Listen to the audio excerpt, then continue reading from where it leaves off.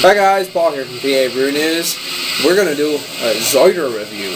That's right, we're going to do something, and we're very under the iron curtain here when it comes to ciders because we don't get many.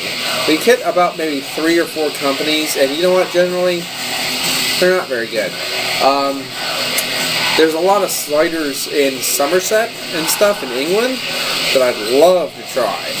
But around here we don't get too many, let's call them commercial ciders. But the one we do get that seems to do pretty well is Woodchuck. Excuse me. I did their 802. This is their limited release spring. Obviously it's got a little age on it because now it's fall. Now they do release a fall cider, and I will definitely pick that up and review it, hopefully soon if I ever find it. So, here it is. Obviously it just says Woodchuck, so that's not too much. Right now, of course, we're listening to Immortal, Diabolic Full Moon Mysticism from 1992, Osmos Productions, and they're based out of Norway. There's the album. I just figure this is better than pulling tracks off my internet library or my computer library when I don't really remember what they are, because people have asked me what they are and I go, fuck, who are they? And I'm at work because I don't have the internet in my house, so then I have to go remember what was playing, and it just doesn't work out well. It doesn't. So here's a cider. Wow, that is clear.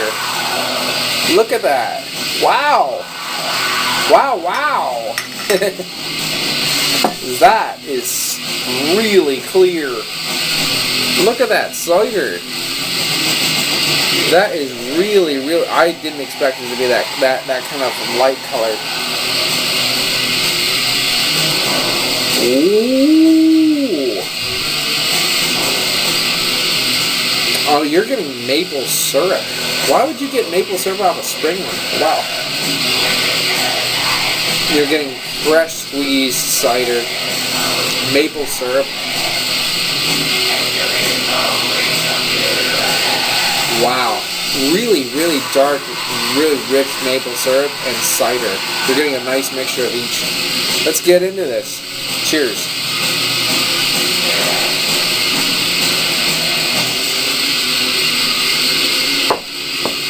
Wow.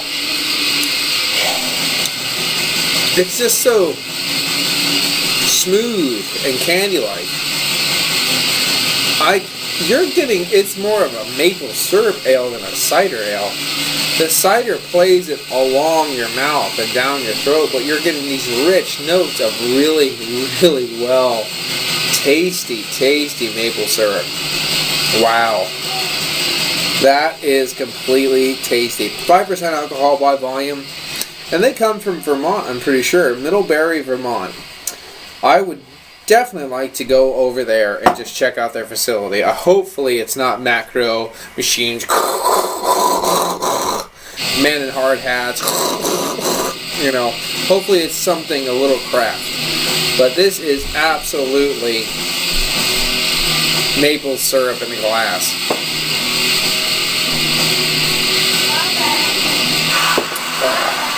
This isn't dynamic, but it is a lovely cider. And if you love maple syrup, you'll love this. No doubt, and I do like maple syrup. And Vermont and cider, I mean, this is like the quintessential ale, because Vermont, we all know Vermont maple syrup and cider. Wow.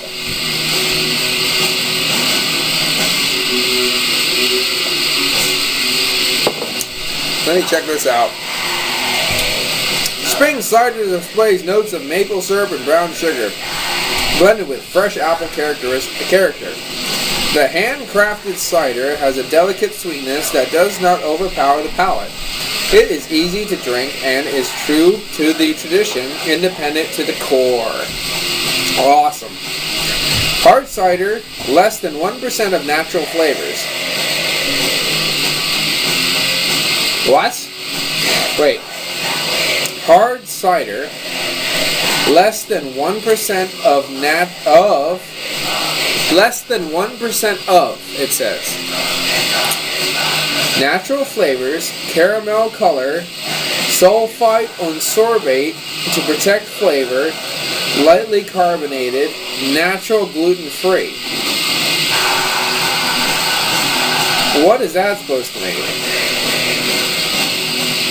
I don't know what I'm drinking now. I have no idea, because it says hard cider less than 1% of. And the first thing that it says it's less than 1% of is natural flavor. And of course, you know, it's really nice if it would just say less than 1% of caramel color, sulfites, and sorbates to protect flavor, lightly carbonated, natural gluten-free. That'd be great. But the first thing it says is natural flavor. This is less than 1% of natural flavor? I don't know what that means. Am I tasting fake apples and fake maple syrup, fake brown sugar? I don't know what that means anymore. Because if there's less than 1% of natural flavor, that means there's 99% of bullshit in my fucking glass. Now, someone needs to explain this. Someone really needs to get on the BrewTube and say, no, what that means is this. Because right now, this tells me I have a jar full of piss with some nice flavors added.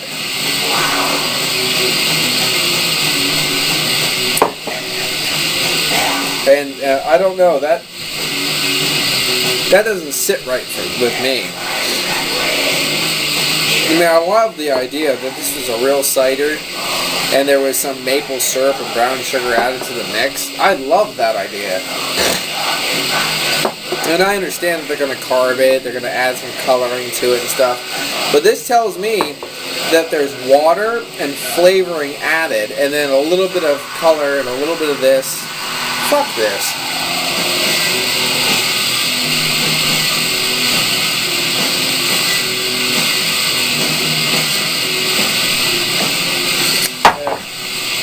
I don't want to drink this ever again. I have another one by them. I'm not reviewing it. Let's see what this one says. We might have a little time. Okay. Woodchuck Granny Smith is tart and refreshing, made from 100% Granny Smith apples. Okay, the tree-ripened fruit is grown in the beautiful Yakima Valley in the state of Washington, a little far away from Vermont. But this is very good, and if I have to rate it the way I taste it, I'm going to give this one an 8 because I really like maple syrup and I like cider, so that goes together pretty well. However, this has given me the opportunity to bitch, so I'll bitch a while. I'm going to give some shout-outs. Shout out to Danny, so fucking drunk. Awesome shout out to me. Thank you very much. Well appreciated. And the other ones are, I'll just say to Eric and to Jeff. And then, there you go. And I'm just like completely baffled by what's going on with the government right now. Because you have someone in office. Now this is just my weird little thing. You have somebody in office who basically we put in office because of, anyway, we put him in there. And then he goes to say how everything this nation was founded on and everything the people who founded this nation died for is shit. And we're supposed to be fine with that because we're the new age? Excuse me. That's treason, in my book. Treason. And I'm just saying I don't agree with that because someone said to me, and I respect their opinion, but he said, well, that's freedom of speech. Well, no, it's not. He doesn't have freedom of speech. He doesn't have that right to have freedom of speech.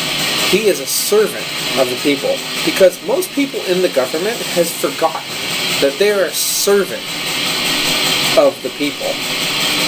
They're there to protect the values of this nation and the people they serve.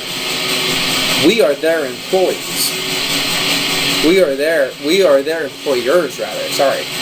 They are our employees. We pay them to do a job. As an employee, I don't have the right to go to my superior officer and say, everything you do is shit, you're an idiot, and I hate the way this is run. Guess what I'll do? Walk my ass over to the unemployment line because I'll get fired. I don't have the right to say that to him. He does not have the right to backtalk and shoot down this country.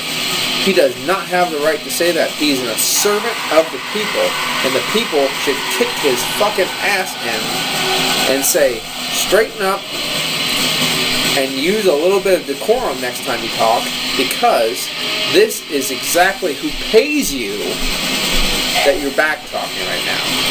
And from what I know is you don't backtalk the person that pays you, that signs your checks. You just open your mouth, take all the cock in your face, and you just love it up. That's what you do. It's kind of bullshit. And I just don't think they're thinking with the right frame of mind. They're on a pedestal looking down. And without us, they would be in the poorhouse trying to suck cock for fucking food. That's the thing that they need to realize. They are employed by us to do a job. It's not the other way around. We do not live to service their needs. That's the problem right now. They need to realize that. They serve the people. So, that's my little bitch. Another bitch.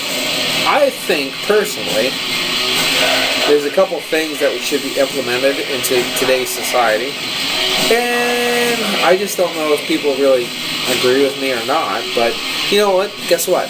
This is a stupid, uneducated little grunt in their eyes, and I'm coming up with ideas. They can't come up with any ideas. It seems like they bitch and whine and complain and bitch and whine and complain, but they can't come up with anything. Well, I'm coming up with something. I mean, I can never keep two thoughts in my mind straight for half a second, but I just think, personally, term limits on every branch and facet of the government would be great. Everyone, term limits. I think that'd be a great idea, because nobody gets stuck into it. Nobody think, well, I'm beyond firing. You can't get rid of me. I'll just do this. And honestly, the Supreme Court Justice is a lifer. Why? Because it would exempt him from being bribed. Yeah, right. Yeah, right. I mean, he has a cushy position and he can just take the highest bidder. That's all that means.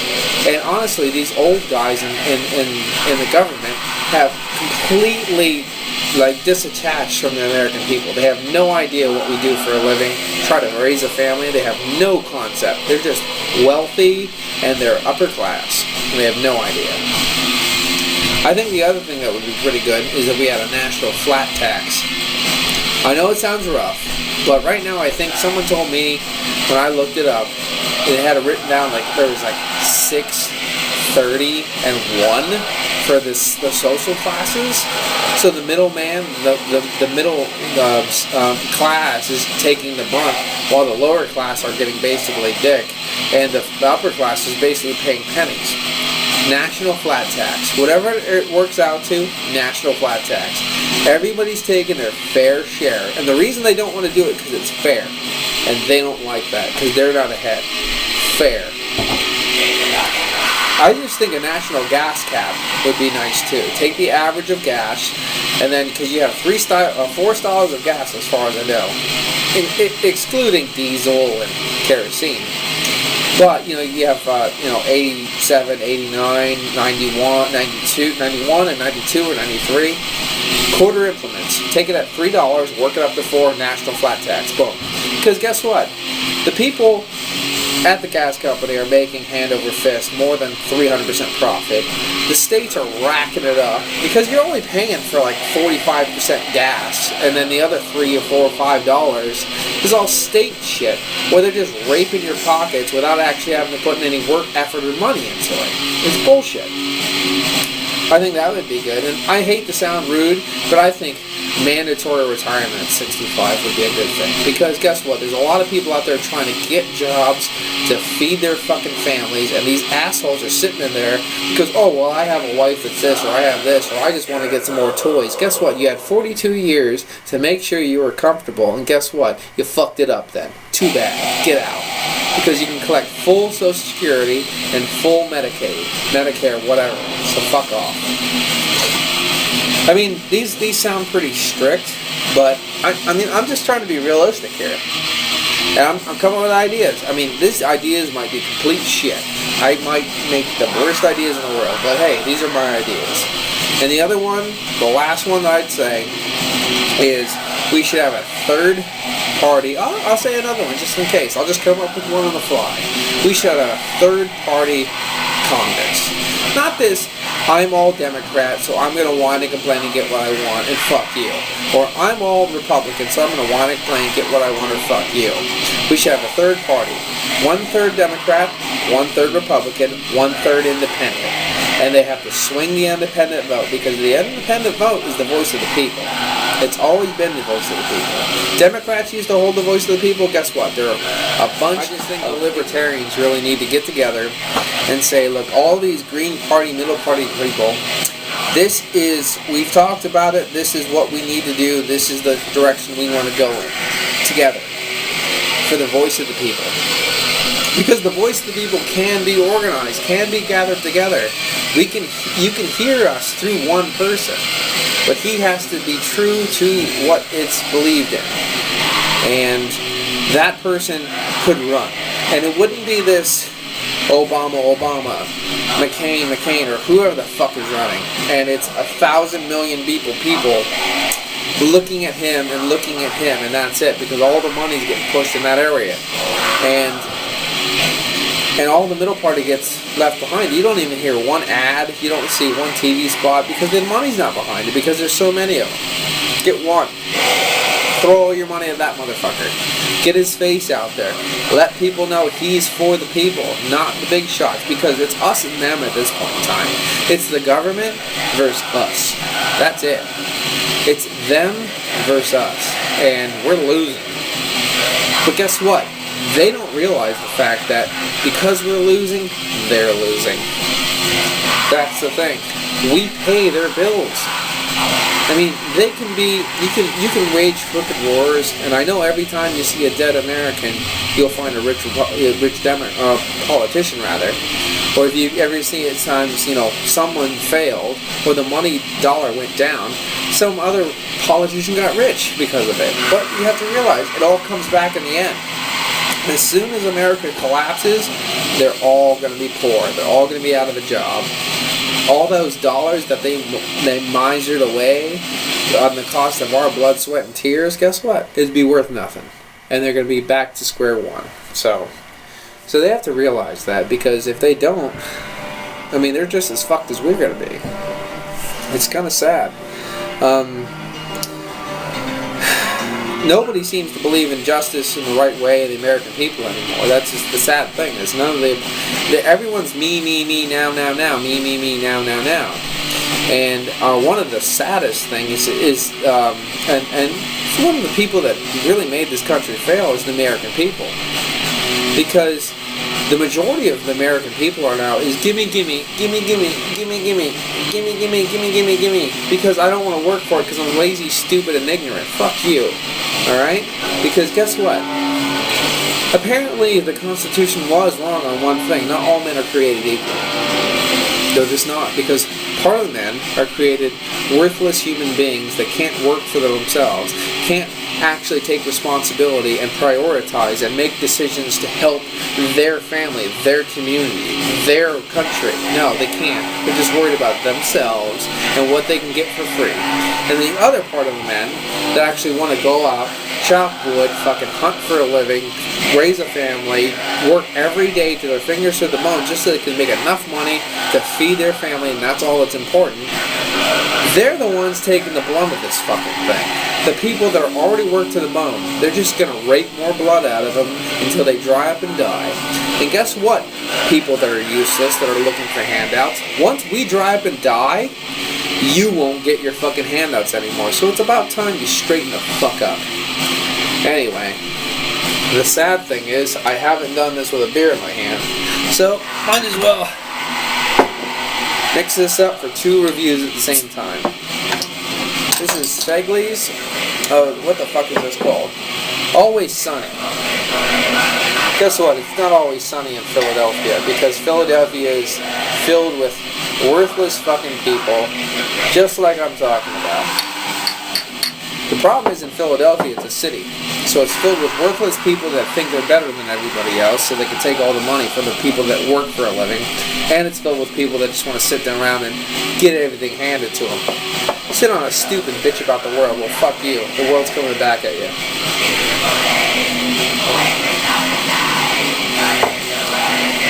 Oh, that's a nicely hot pale ale. Oh yeah. This tastes like one of those fractional pale ales, where they take down a lot of the malts to get a slightly low ABV, so it's sessionable. But man, is it hoppy. They hop the fuck out of this thing. It's more like an IPA hop. But of course it comes from the Allentown Brew Works, Hamilton Street, Allentown, which is the same place that the Croc Rock is on, where bands play. So it's thebrewworks.com. I don't know if there's an ABV on this one or not. I'm telling you what though, this tastes exactly like a fractional, so I wouldn't be surprised if this is 4.5. Definitely under 6.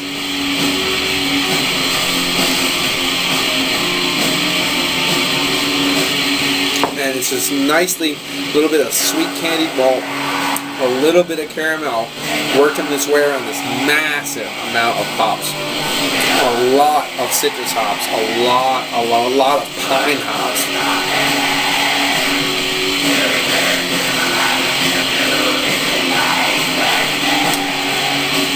The finish is really dry with a nice residual bitterness. It really is one of those ales you can probably sip on all day.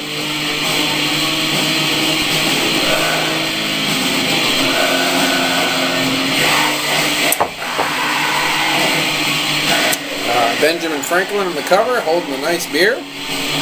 They tell me they made this country's government a little flawed, so it's open to interpretation.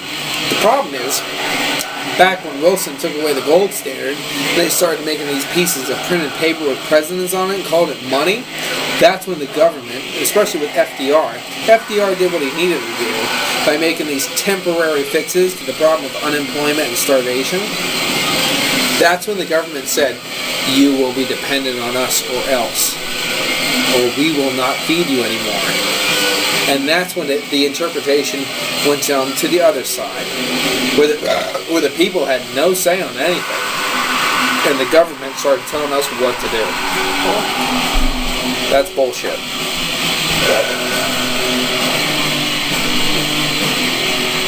Well, I don't know, I'm just a hippie with long hair and a cellar full of dead people. And what do I know?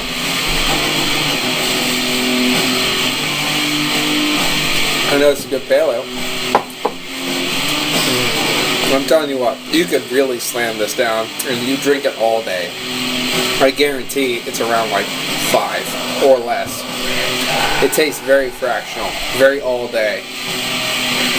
So, Always Sunny in Philadelphia. It doesn't say that, but I put the Philadelphia on there.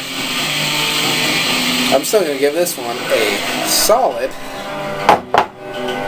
8. 8, 8, 8, 8. I would give it higher if it was a real pale ale, because guess what? These real pale ales are malty, lovely, sweet, chewy, and hoppy as fuck. So a real done pale ale is worth anything.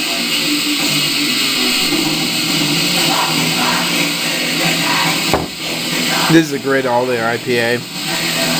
All-day pale ale. I've already said that, but fuck it. It's getting 8. Mike May, shout out. Tactical Homebrew, shout out.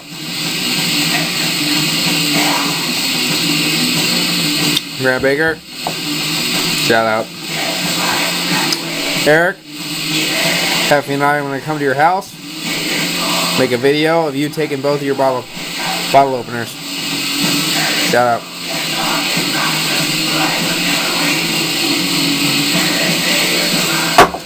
Said he would too. He likes midgets.